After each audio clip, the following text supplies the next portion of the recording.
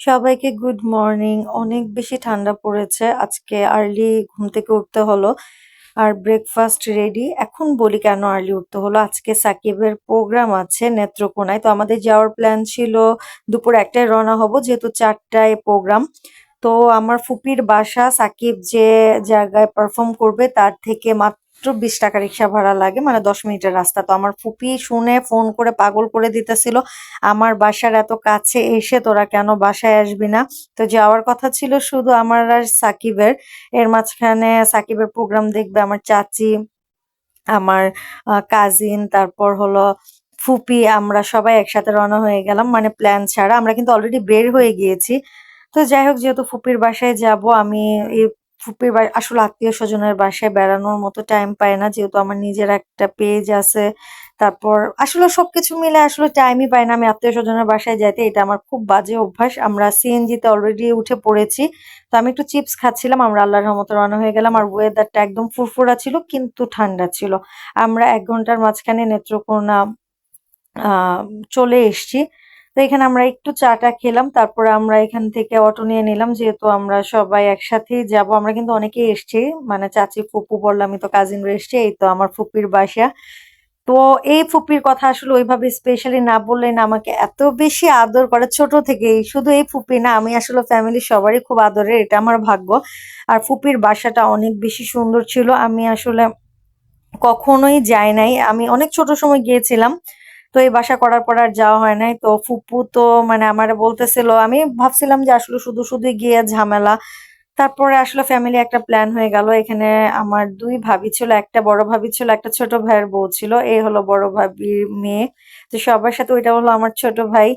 মানে এত সুন্দর একটা টাইম কাটছে। আমি যদি না যাইতাম, ফুপি যদি না বকে আমাকে নিয়ে যাইতো, আসলে আমি এই জিনিসটা মিস করতাম। আর এটা হলো বড় ভাইয়ার পিচ্চি, ওর জ্বর ছিল, ফুপি ওরে নিয়ে আর কি ঘুম পাড়ানোর ট্রাই করতেছিল। আমাদেরকে দেখা, আননোন চেহারা দেখা সে মানে ঘুমাচ্ছেও না, খ্যান খ্যানও করতেছে, মানে সব ওরা আস্তে আস্তে ঢুকতেছিল।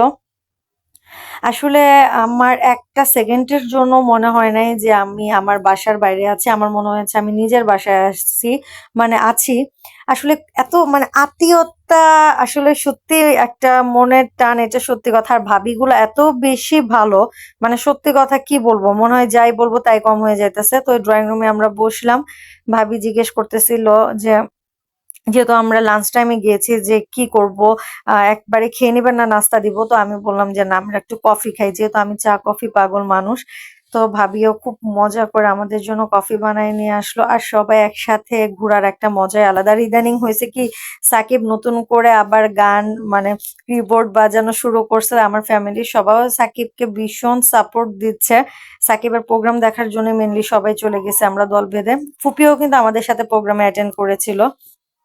ভাবির যেহেতু বেবিটার জ্বর, তো এই জন্য ভাবি যেতে পারেন। আসলে সময়টা এত সুন্দর কেটেছে। এখানে আমার কাজিনের হাজবেন্ড ছিল, চাচি ছিল, আমি, সাকিব, ফুপি, মানে আমরা তো অনেকেই গেছি, আমার কাজিন। মানে এত চমৎকার একটা পিকনিকের মতো হয়ে গেছে। আমি আর আমার কাজিন এখানে বসে দুষ্টামি করতেছিলাম। আসলে আলহামদুলিল্লাহ। আর এই যে ভাবির বড় পিচ্চিটা এই চশমাটা পরে আমাদের সবার সাথে মজা করতেছিল যে দেখো আমি কি পড়েছি। আর সবচাইতে বড় কথা, দুই ভাবি মিলে এত পরিমাণ কষ্ট করেছে, এত এত খাবারের আইটেম করেছে তারা।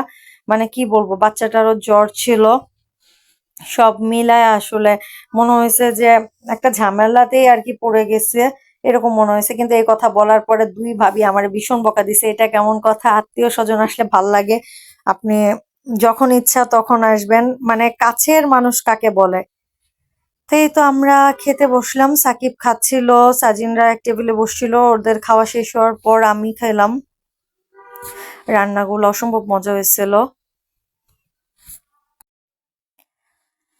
আমি, আমার কাজিন, ফুপি, আমরা সবাই। আর আরেকটা কথা, এখানে সাকিব আর আমার ওই ছোট ভাইয়া গল্প করতেছিল খাবার দাবার শেষে। আর ওরা সবাই একটু পর্দা করে, তো মানে সবাই নামাজ টামাজ পড়ে, বোরকা পরে, এই জন্য সবার ফেসে হাইড করা হয়েছে, কারণ তারা চাচ্ছিল না যে তাদের ফেসটা দেখানো হোক। তো আমি ওইভাবে ব্লগটা করার ট্রাই করেছি। আর এই যে মজার মজার মিষ্টি নিয়ে চলে আসছে ভাবি। তারপরে তো অবশ্যই বড় ভাবি এত মজা করে পান খায় আর নিজে পান মশলা বানায়। পান টান খাওয়ার মাঝখানে সাকিব কল দিল যে আমার প্রোগ্রাম শুরু হয়ে যাবে, আর সাকিব এর মাঝখানে বের হয়ে গিয়েছিল। তো আমরাও বের হয়ে গেলাম যেখানে প্রোগ্রাম বললাম, এই তো ফুপুর বাসা থেকে একদমই কাছে। এই যে এই মাঠটা, এটা হলো নেত্রকোনা শিল্পকলার যে মাঠটা, ওই জায়গাতেই। যেহেতু বাংলাদেশ শিল্পকলা একাডেমির একটা প্রোগ্রাম ছিল, তাই এখানে যেতে যেতে সন্ধ্যা হয়ে গিয়েছে। এখানে অনেকগুলা ঢাকার ব্যান্ড, ময়মনসিং এর ব্যান্ড, নেত্রকোনার লোকাল ব্যান্ড, অনেক ব্যান্ড ছিল। সাকিবের পারফর্ম শুরু হয়ে গেছে, আর যারা যারা সাকিবের পারফর্ম গুলা দেখতে চান তারা অবশ্যই সারগাম পেজটাতে ভিজিট করবেন। আশা করি সবারই ভালো লাগবে।